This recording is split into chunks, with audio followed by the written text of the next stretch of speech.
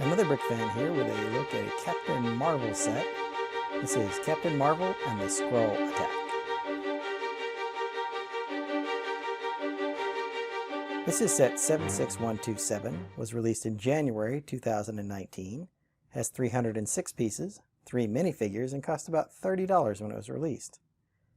This is one of 2 sets released for the Captain Marvel movie. The other was a polybag, which I reviewed previously. There's a link up here in the corner. I like the overall look of the ship, but it is pretty small. It's only 2 studs wide on the interior. The cockpit isn't too bad, but the back of the ship, as we'll see here in a minute, is pretty narrow.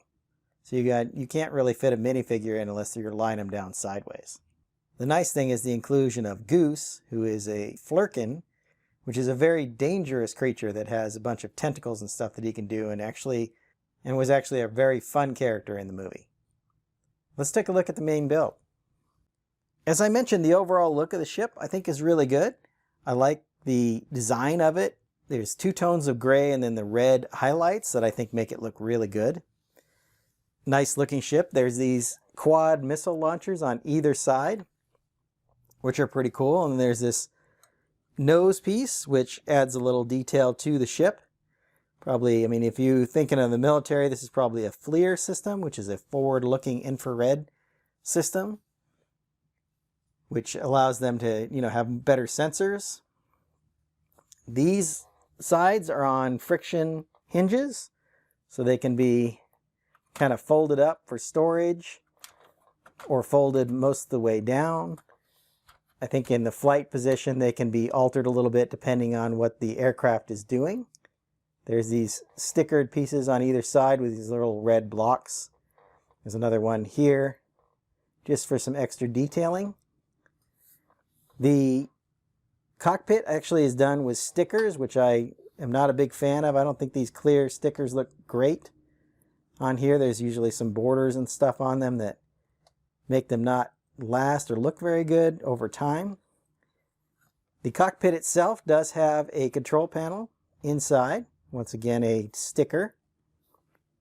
Cockpit is large enough to put a minifigure in, but just barely. It's a tight fit in there to get the minifigure in.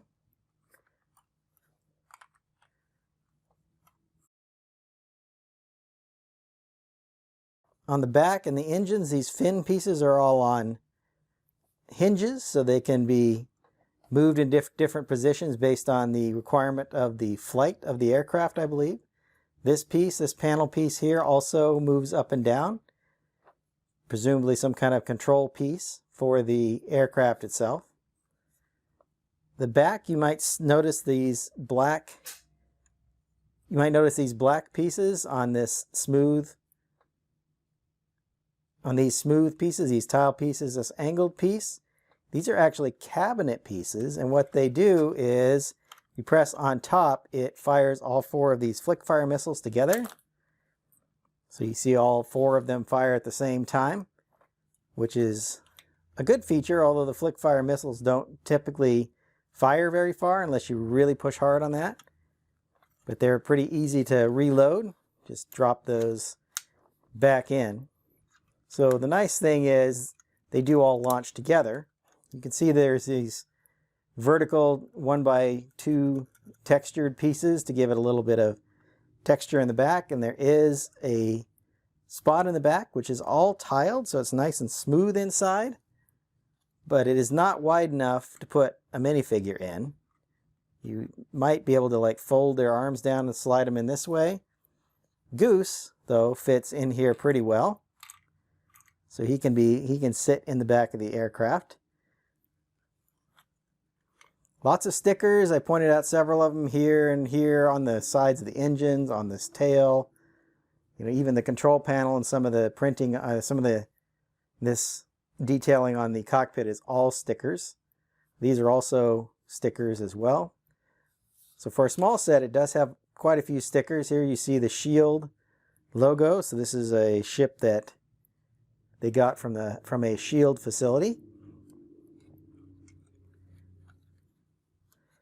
It is a very solid ship, solid aircraft, so it does have a lot of playability. It's easy to fly around and use as a play piece. which is also a very good thing. Let's take a closer look at all of the minifigures.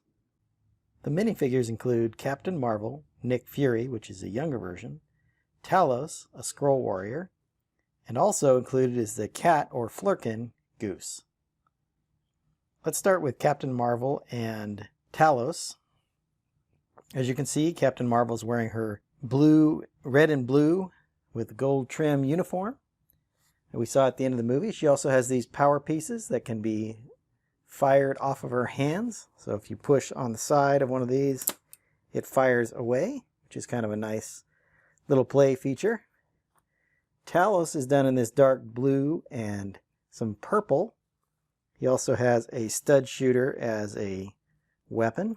I like the printing here on the different patterning of his jacket. I really like this headpiece. I think it's pretty cool with the ears integrated into it. And then the bald head, of course. It does have a post piece on the top, so I suppose you could put some of those minifigure accessories or even mini doll accessories onto his head, which could make for an interesting effect. He has a nice, I like the printing on his face. He's got the darker green highlights on the kind of lime or spring green headpiece here, which I think promotes a good look. And then his hands are the same color as the skin on his head. No printing on either one of them on the legs. Moving around the figures. So there's no side printing either. But they both have some pretty detailed printing on the back with a bunch of this texturing for Captain Marvel with the red and then the gold accents. More of the same with the little lavender purple printing here, maybe even a little silver up here. Talos does not have an alternate expression, but Captain Marvel does. There she is. It looks like it's a little offset.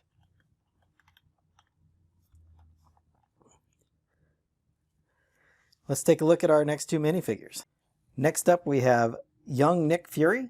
This is Nick from the 1980s when he had a full set of hair and both of his eyes. He's carrying a pistol, a larger pistol here. I like the printing. He's got a nice white shirt on, black tie, and then of course his holster, a shoulder holster over him, and then a nice belt print here. Goose here, who is our cat or Flurkin. Much more dangerous than he appears.